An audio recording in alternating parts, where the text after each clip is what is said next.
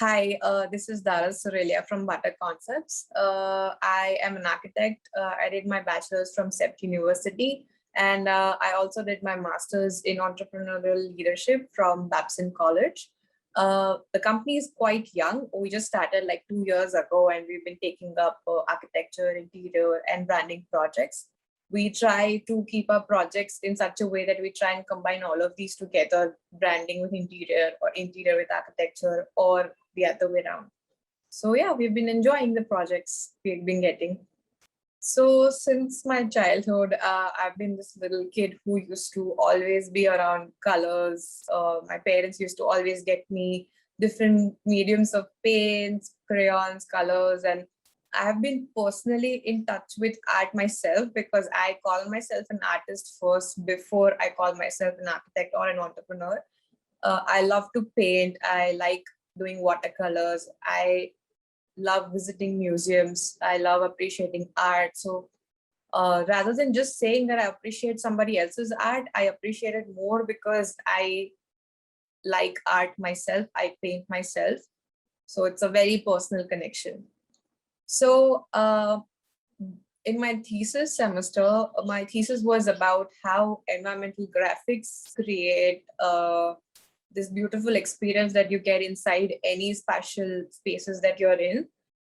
Environmental graphics include a lot of things like paintings on the wall art, could also mean infographics that you need while traversing inside different spaces that you go in. But that was a whole study that I did to understand that not just art in terms of wall art or sculptures, but any form of environmental graphics which are required, how they change how we experience spaces. And I think that it's very important because even if you take like a blank room and if you just put like one painting or one piece of art inside it, the way you experience that space becomes completely different. So I think in order to give a character to a space, in order to take it one notch forward, art is very important and there's no right or wrong to it, but it just gives like a cherry on the top to your whole canvas. So if I talk a little bit about my process of how I go about interior design, is that we try and sketch out all the elevation that we are designing for each room on paper first. We take like tracings and we draw the elevations, sketch them, and we literally take all the pencil colors and try and fill in how each and every wall in the room is going to look like. So at the very initial stage of even before starting to design the furniture, we decide places of where the artwork is going to be, what shape it should be, what material it should be, what palette of color it should be, and then design everything around it accordingly. So we try and dedicate a space to art, maybe any form, sculpture, or we also take lighting installations as a form of art. So we include that from the very beginning, the first sketches, I would say, of our designing. So this is the most difficult thing that we face. A lot of clients, we've been lucky to see that a lot of clients are very clear from the beginning that they want the interiors to be very simple and let the art talk about its space. So we try and do the interiors accordingly, but then there are some clients who keep art at the very last stage of their project. And usually what happens is that by the end of the project, your funds are already empty. So it's very tricky to convince them. But like if we start like telling them about this space requires this kind of art from the very beginning, they keep that in mind that they have to put aside some budget for that specific wall, because otherwise that wall is not going to look complete if we don't put it. So as I said, from the initial sketching stage, we tell the client that we are dedicating this wall for art or sculpture. So it's very important to start talking about art from the first conversation of furniture or just spatial design. So when I'm maybe designing or allocating art for business spaces like office or maybe let's say commercial spaces. When we're talking about commercial spaces, we want art, but we don't want the art to distract a person from the actual product that they're looking at. So we want to keep something subtle that gels with the background very well. Same goes for office spaces. You would want the office spaces to be such that it doesn't distract somebody from what they're doing. But at the same time, the art should also give them like a fresh, open environment to think about more things. To for example, if I'm sitting here and if I have a huge piece of art in front of me, I don't want it to distract me every time I'm thinking. But if it is a little subtle, or if it is in such a way that it makes me think about what I'm working, it is more appropriate. Also, art should also be in such that if you can link the profession of the office to the type of art that you're giving, it will be more helpful. So art is not just abstract or figurative, but art can also be, for example, if it's a construction company, maybe drawing the illustration of the buildings or the machinery that they're using and converting that into art can also be included in the space in a very informative way, but at the same time in a more visual way. So can also be looked at an informative art.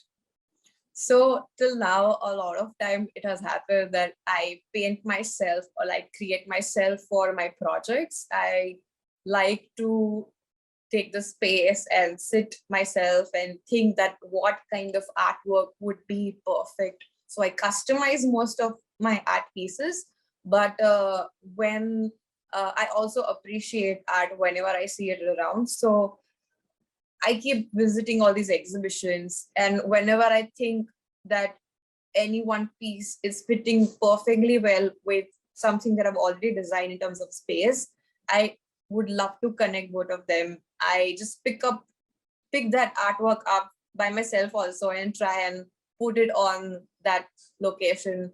I'm also associated with companies like Abir and similar. So I also put the client in touch with curators like these companies, and then help them get in touch and get exposed to different artists all around India.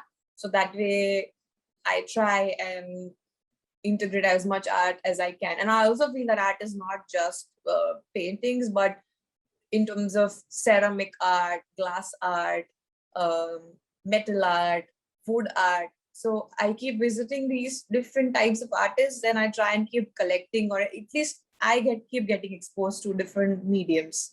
So I believe that the best way to experience art is actually being in front of them.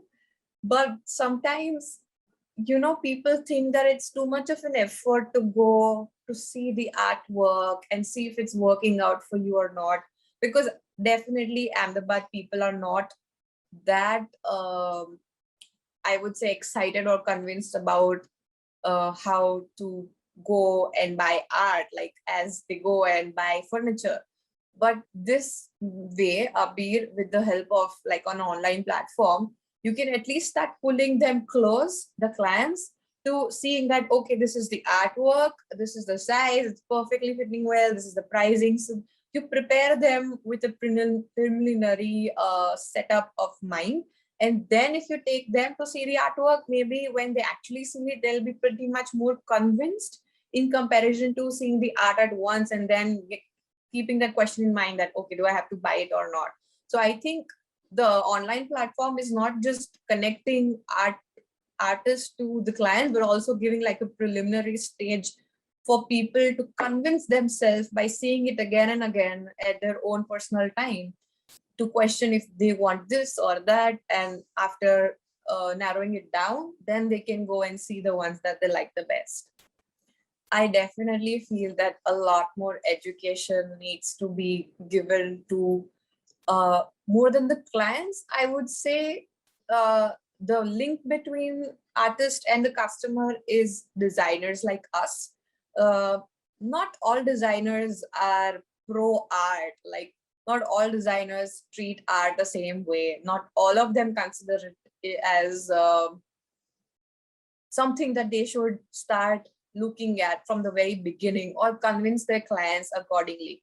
So if the designers are convinced properly, if they are made to understand the importance of art, different kind of artists, how they work, the process, the kind of budgets, it'll be much more easier to then eventually traverse this idea of awareness to the clients as well, because clients are going to blindly follow what the designers are saying most of the times. Some of them are too smart, some of them need a little more awareness about it. So I think the education should go to the designers first and then aim for the clients. So that is the best way, according to me. So I would say that COVID hasn't changed much, but I would say that COVID definitely has made time stop for everybody. People have started appreciating little things around them instead of just hustling around. So this is the perfect time to like twist and turn the way people think of art. Art is like nature. Sometimes you can get lost in it, you can keep seeing it for hours, and it can also give you different kind of feeling which can give peace to you.